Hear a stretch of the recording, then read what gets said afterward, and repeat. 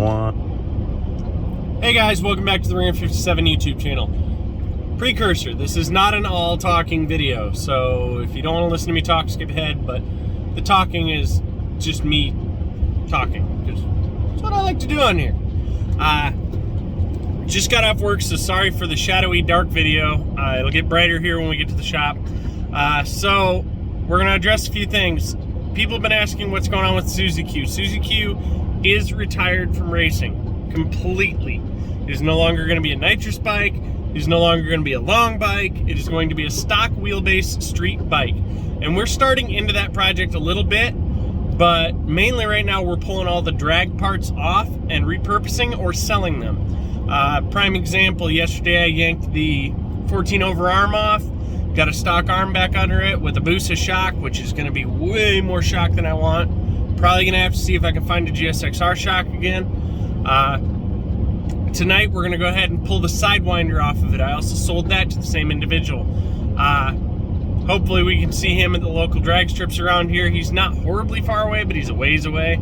So, if you don't know who he is, check out the frickin' Suzuki Bandit USA group on Facebook. If you're a Bandit guy and you're in the States, it's the place to be. I'm the admin. I've got several very good moderators. We did run into some reporting issues that I got irked with, so the site was down for a little bit, but it's up and it's going. But Suzy's going to return to a complete street bike. It's still going to be a 1216. The plan is currently to find a decent flowing street exhaust, so I'm not choking up a head that's already freaking ported to the hills. It's going to still spin higher than a stock motor because I already got springs, retainers, all the goods in it. I'm not doing anything to that. I'm going to put the hydraulic clutch back on it because I was irked with the one I had on there. I'm going to get rid of the 750 clutch that's on there, and I'm going to put a stock clutch back on it, get rid of the lockout. I'll be selling that, the lockup, and it'll go back to a pump gas bike. RS38 or RS40 flat sides. We'll get into it as we go. But Dragonfly, the intention was to make a dyno video with it here shortly, shorten it up so it'd fit on our dyno, get the software and everything, and then make a dyno video with it and winterize it. I was going to actually winterize it before then. But we have a call out that's been going for a while. Austin Hunt called me out. I obliged. He declined because he didn't realize I had a quick shifter. All the drama, all the bullshit. I dropped it. It got blown up again. So anyway, he finally settled on, I get my quick shifter, he's foot shift, nitrous on nitrous, busa on busa, Gen 2 on Gen 1, and I'll give him the back tire. We're going to be running here in, 2 weeks, a week from this weekend at Jake's Drag Strip. I also got a ZX14 that called me out. I haven't heard much back on that other than asking what we're racing for. Figure a couple hundred's a good fun race. And then Dragonfly will be down for the season. We'll go ahead and make our dyno video we have planned, and then it's time to tear into that bike. We're going to make some major changes. I've sold the exhaust off of it.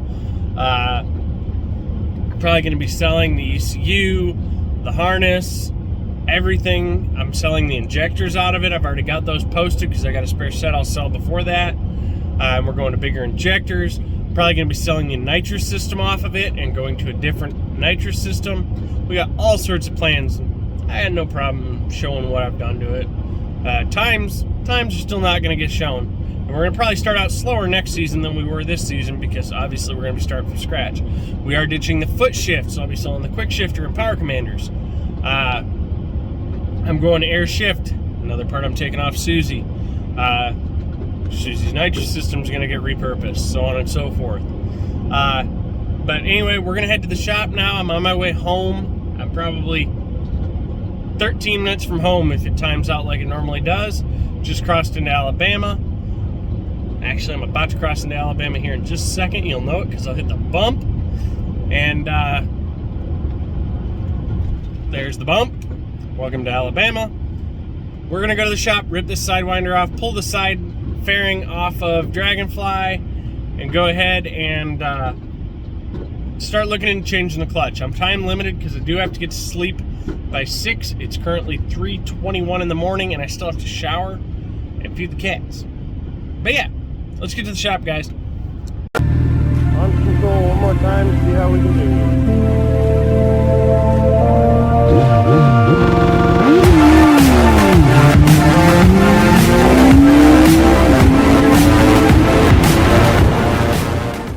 Alright, and we have arrived. My door opener's having a glitch. I'll show you why.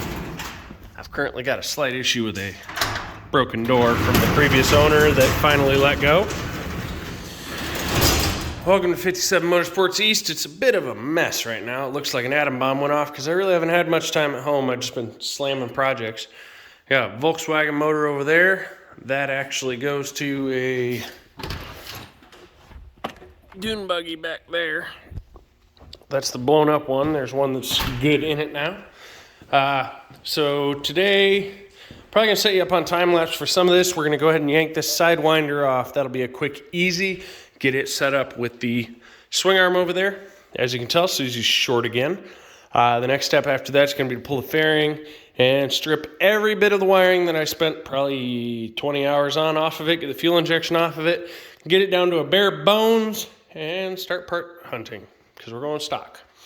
Dragonfly over here, we got to go ahead and pull this fairing and get this clutch cover off. And I'll show you what a clutch looks like after I've been piecing it together for about 5 weeks. Kept replacing the steels that were getting the hottest, and it finally just straight kaput. It no longer has a functioning clutch. It's always locked in gear. So, yep, set up a time lapse and get this yanked.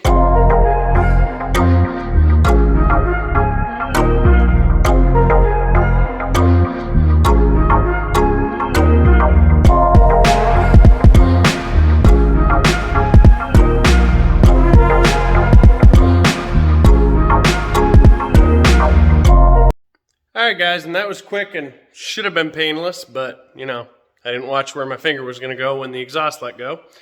Am kind of surprised, but not surprised. I ran race gas in this 100% of the time. This motor, since the last rebuild, has seen nothing but 110 VP. Prior to that, it saw C16, C25, a few different fuels, trying to see how far I could push it. I only ran those because I was pushing the living daylights out of it on timing, and when I lifted the head, I backed off. So this came out. A little bit of soot and rust come out of that exhaust. So it's very clear the Vance & Hines Sidewinder is not stainless, but it does have some beautiful color in it. I'll clean that up a little bit before I take it to the gentleman. I'm delivering all of this on Sunday. But for now, we're going to go ahead and get Dragonfly rolled out, probably back here. And I'm going to go ahead and pull that cover off. Should probably drop the nitrous bottle while I'm there. I mean, it's not like I'm lacking nitrous bottles now. Got 4 more over here and a nitrogen bottle, but let's go ahead and get that knocked out quick. I think we got plenty of time. That took less than 3 minutes. All right, now that it smells a little corny in here, she hasn't been started in almost 2 weeks. That was rough. E85 cold start, not the grandest. It actually requires specific tuning for cold start, and this thing doesn't have it. I'm going to set you guys up, another quick hyperlapse. We're going to pull this fairing off, and then we'll get into the clutch. Probably pull the cover off in the hyperlapse and the pressure plate, and then we'll go ahead and show you how gnarly this is going to be. I haven't seen it yet, but I know how bad it's going to be. Like I said, this exhaust is sold, and we're going to be going flat pan. We need more ground clearance, so we're probably going to be cutting the fairings right about here. Kind of sketch about the idea, but need more ground clearance, right? You know, we're about as low as we go.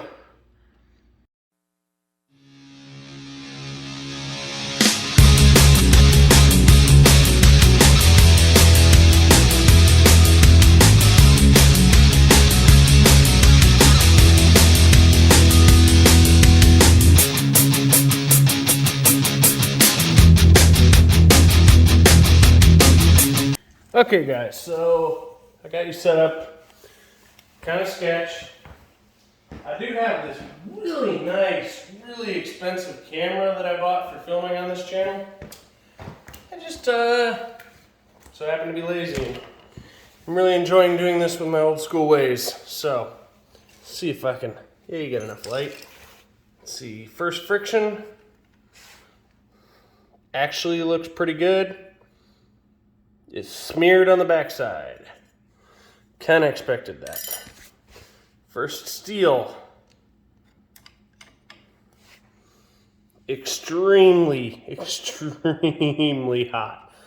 I can physically see a warp in it from here. We'll stack that separate. Second friction.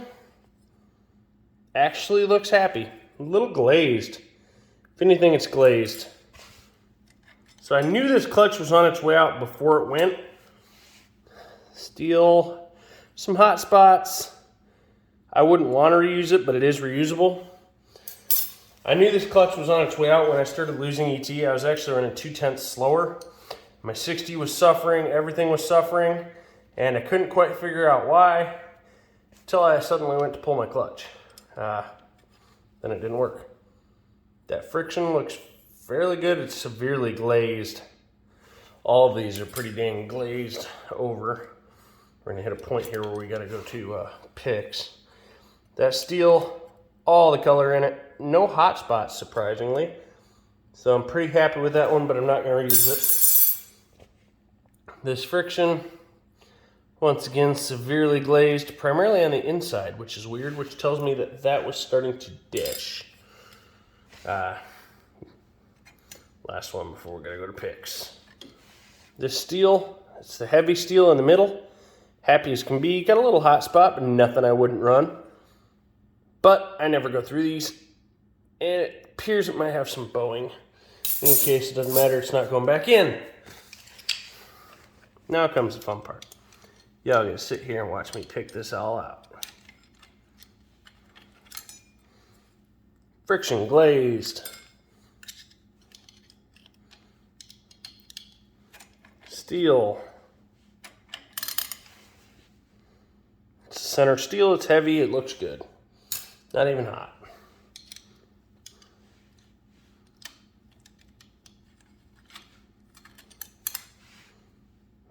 Friction. Starting to flake. And it's smeared on the backside.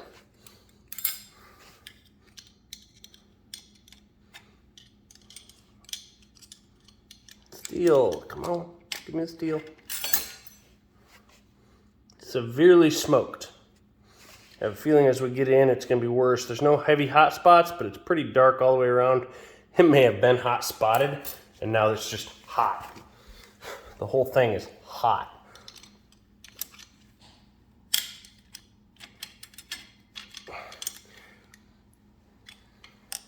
Friction. Pretty glazed. Not horrible, but pretty horribly glazed.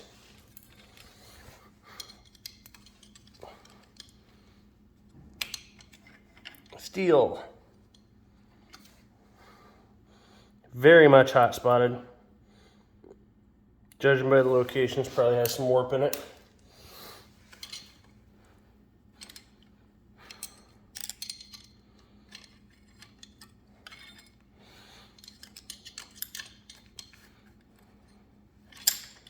This is a nice opportunity to show that this is, yes, a 100% stock configuration. Clutch. Holy freaking glazed. Like that is bone dry and it is just glazed and smeared. So it is a true hand clutch bike. And it is a foot shift bike, though some will argue that quick shifting is not foot shifting. Here's my counter argument. Go buy a new Gixxer. Go buy you a G-ball. The sucker's gonna come with a quick shifter. Straight smoked steel. Pretty darn black. Lots of rainbows and pretty. And the friction is oily, so it's hard to tell, but it is smeared on the backside. This clutch has had a lot of torture. I believe this is my back steel. And this one gets steel on steeled, I believe. Yes, this is my back steel that I never ever replace.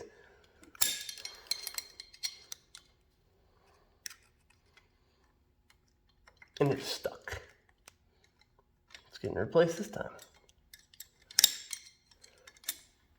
Give it up. It's not stuck, it's just in there. And this one looks like brand new. Why? Because it is brand new. It is never seen a friction. It's actually a steel that sits on top of that. So, all right. As you can tell, this clutch really doesn't have much done to it. It is a cushion kit from Brock's and a Brock's billet clutch mod.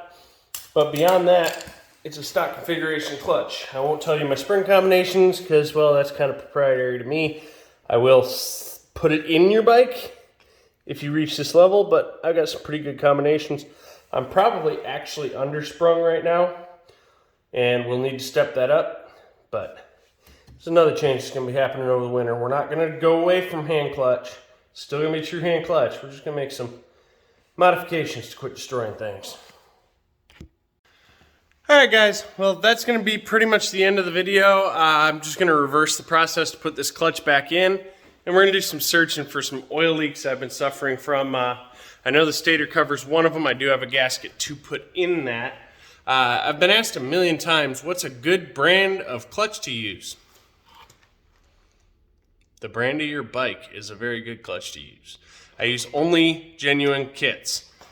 So this is my 6th kit this year. And it's not because they're not good. Trust me, if I put a Caltric in there, I'll destroy it in a minute or two. If I put a frickin' Barnett in there, yeah, that ain't gonna last. These things last. So I kill them because of 1.15 second 60 foots. This thing's fast and it gets really hot. I can pull up to the line with a clutch that's between 70 and 80 degrees, and I'll make one hit. And when I come back around to the pits, my clutch is 170 to 180 degrees. So it gets hot. And if I hot lap it once, I'm well up into the 200s, which is death territory. If I hot lap this bike once, the clutch is pretty much doomed from that point. Thanks for watching, guys. I know it was a long video. Most of it was me disassembling my clutch stack.